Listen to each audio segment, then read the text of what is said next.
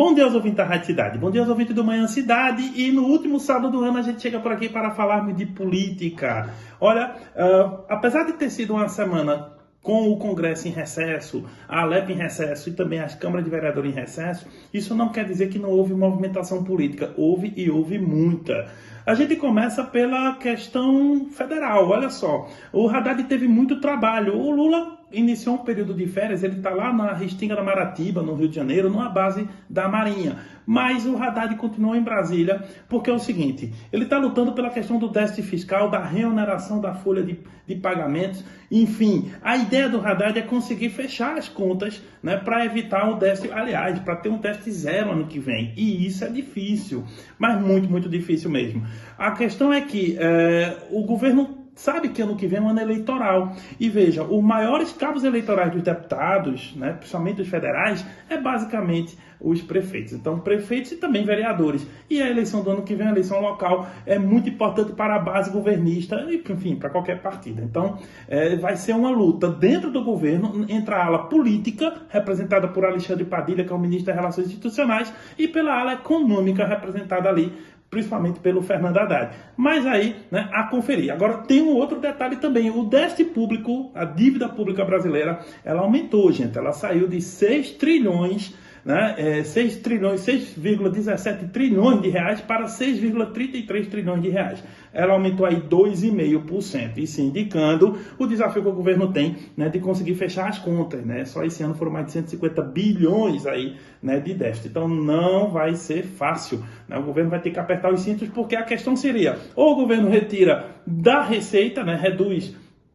aumenta a receita, e aí aumentar a receita a gente sabe por onde vai, né? Basicamente aumenta de imposto. Ou reduz a despesa, cortando, mas cortar em ano eleitoral, como eu disse, vai ser uma luta aí. Vamos conferir, vamos aguardar. Sobre Raquel Lira, ela nessa semana, apesar da Alep em recesso, ela foi lá em Petrolina. Isso foi um movimento importante. Ela foi inaugurar a PS 639. É uma rodovia que é curta, é pequena. O trecho que ela foi inaugurar, aliás, restaurar um trecho pequeno, mas muito importante. Ele passa no polo irrigado ali de fruticultura do sertão, principalmente ali em Petrolina. E é um polo importante porque exporta muito, né, frutas, mangas, uvas, enfim. E nesse sentido, ela foi fazer essa inauguração. Mas também acabou ela mexendo um pouquinho no tabuleiro de Petrolina. E aí eu explico.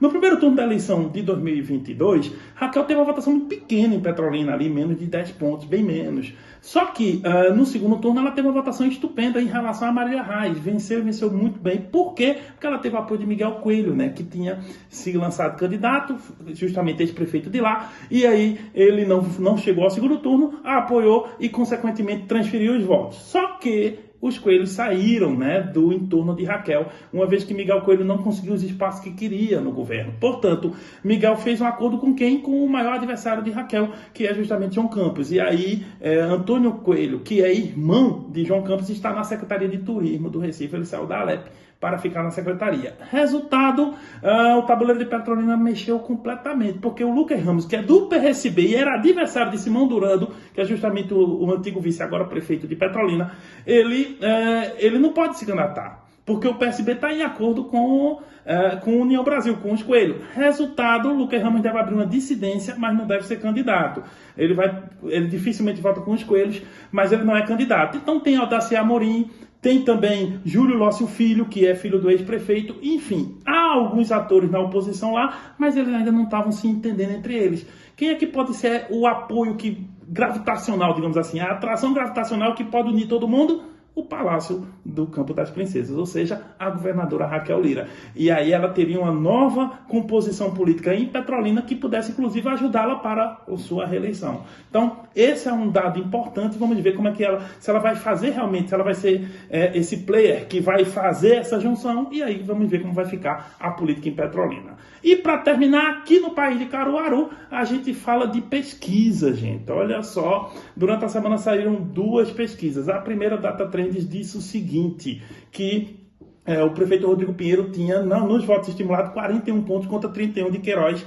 Lessa chegando ali por volta de 14, 15 pontos. Ou seja, nessa pesquisa especificamente, o prefeito está bem, né? Faltava 9 pontos para chegar, para vencer em primeiro turno, mas a oposição também está consolidada, né? Com muitos nomes na soma ali, rivalizando bem com o prefeito. Só que, no apagar das luzes, ontem saiu mais uma pesquisa, essa está no forno novinha, e é uma pesquisa do Instituto Indagator, inclusive divulgada aqui na Rádio Cidade e no blog do Mário Flávio.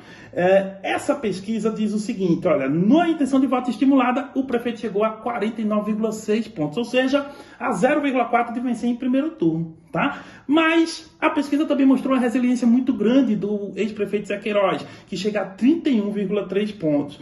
Olha, para alguém que não tem mandato, não é deputado estadual, o seu filho perdeu para federal, não está na máquina federal, não está na máquina estadual, não está na máquina municipal, ele tem um bom conjunto de intenções de voto. Também Lessa, que nesse caso chega em terceiro de novo e chega a 8 pontos, ele faz 7,9 para ser mais exato. Quem está mais embaixo é Fernando Rodolfo, Armandinho, Rosa Amorim, esses aí estão entre 3 e Rafael Delon, entre 1 e 3 pontos. Também foi testado o nome de Toninho Rodrigues, que pontuou com 2 pontos nessa pesquisa, mas não sabemos, dificilmente será candidato, né, aqui em Caruaru. A questão é que o prefeito vem bem avaliado, e isso é um ativo que o prefeito tem, ele vem muito bem avaliado quando se pergunta se aprova-se ou se desaprova o governo. A avaliação dele dá 73% de aprovação, e isso é um dado importante, porque é daí que qualquer prefeito pode tirar, né, o seu capital de voto, né? Se as pessoas já aprovam a gestão, podem querer votar nela. Mas não foi só feita essa pergunta, também foi feita aquela pergunta mais tradicional. Se você acha o governo ótimo, bom, ruim, péssimo, enfim. E quando se faz isso, o que é que a gente faz na política? A gente soma o ótimo, o bom e o regular e diz que o governo é aprovado. Nesse caso, o Rodrigo Pinheiro chega a 82 pontos de aprovação. Raquel Lira chega a 81 pontos e o Lula chega a 80 pontos, o que dá uma situação bem inusitada. Caruaru é uma das poucas cidades onde os 3 governos, as 3 esferas de poder estão muito bem avaliadas, com mais de 80 pontos. Agora, se você olhar os números por dentro, tem algumas diferenças. Por exemplo, o ótimo de Raquel é 11 pontos, o ótimo de Lula é 20. Então, Raquel tem 81, Lula 80, mas a qualidade da aprovação muda ali, né, internamente, porque quanto mais ótimo, mais firme seria o voto.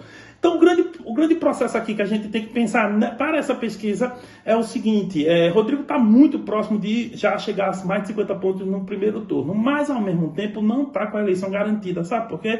Porque vem a sombra de Queiroz e também vem a questão do tipo de voto. Aqui em Caruaru, Bolsonaro teve uma votação muito boa, mais de 80 mil votos, e a questão é que Fernando Rodolfo, nesse momento, não está conseguindo angariar esse voto. Então, o voto bolsonarista de Caruaru está indo para Lessa e para o próprio Rodrigo Pinheiro. O voto lulista também, porque Queiroz quer assumir esse voto lulista.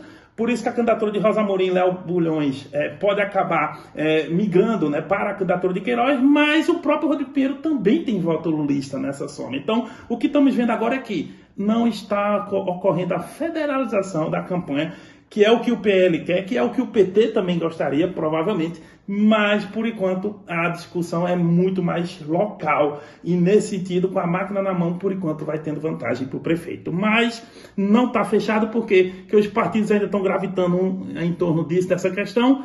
Muitos partidos não decidiram ainda para onde vão e a gente ainda vai ter muita coisa para 2024. Então, vamos lá, vamos conferir 2024. Um feliz ano novo para todo mundo aí e até 2024, se Deus quiser.